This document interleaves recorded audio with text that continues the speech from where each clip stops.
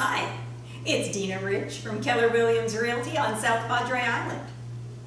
I don't even think that a fortune teller could have predicted what has happened to the real estate market over the last 18 months.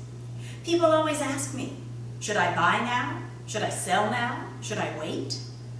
I wish I could look into a crystal ball and tell you exactly what's going to happen. But I can't. No one can. But what I can do is share the latest sales data with you and see if we can envision what's in the cards for 2022. So let's take a look at some of that recent sales data. The data is from South Padre Island only, but we're seeing similar trends in Port Isabel and Laguna Vista. This data is provided by the Texas Association of Realtors and the Texas A&M University Texas Real Estate Research Center. We'll be taking a look at sales data from the last 6 months of 2021 and comparing that data to sales data for the same time period over the last 3 years. Median price. In May through August, our median price climbed steadily. It dropped a bit in September, but was back up in October. I believe that the drop in September indicates a lack of single-family homes and townhomes for sale at that time. Those are the higher priced properties, and that inventory was pretty much depleted by the end of the summer. The average median price for the last 6 months is just under $350,000. When we compare that to median prices in 2019 and 2020, we see a steady increase over the last 3 years. Active listings. The number of active listings over the last 6 months has stayed in the 60 to 80 property range, with the average being 75. In comparison to the same time period over the previous years, the number of active listings has dropped significantly. Closed sales.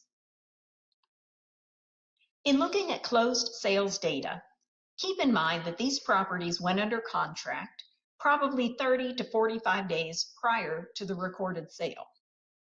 So for instance, we saw a high number of sales in September due to more buyers visiting the island during the summer months. Over the last 6 months, we're averaging 58 sales per month. We saw a significant increase in the number of closed sales per month from 2019 to 2020. That number did not increase as dramatically in 2021 due to there being fewer properties available for purchase. Days on market. Over the last 6 months, the number of days a property stays on the market has continued to drop. Days on market reflects the competitive nature of the current market. You'll notice a rise in August, and that was due to the sale of a property that had lingered on the market for over 600 days. Over the last 6 months, our average days on market is 86. As you can see, days on market is a fraction of what it was compared to the last 2 years. Finally, let's look at months of inventory.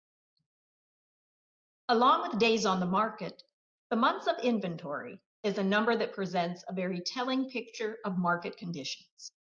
A balanced market has about 6 months of inventory. Higher than 6 months is a buyer's market. Lower than 6 months is a seller's market. Our average months of inventory has been hovering at about 1.2, placing us in a very strong seller's market. And there has been no significant change in the last 6 months. In comparing the last 3 years, 2019 was most definitely a buyer's market.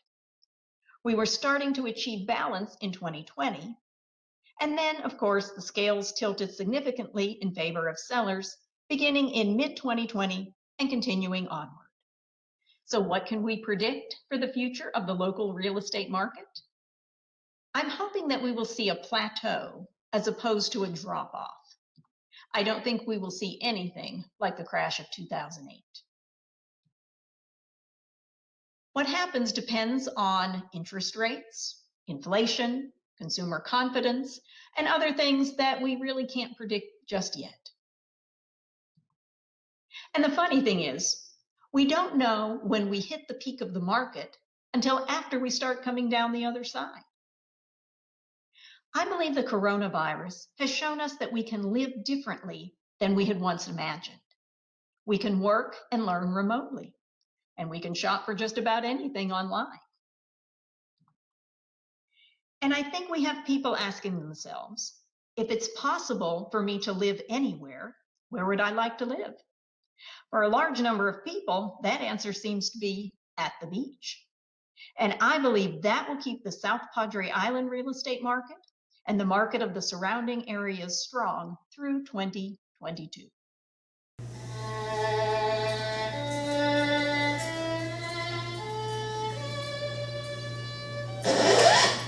Dina, are you done with my bowling ball yet? It's my league night.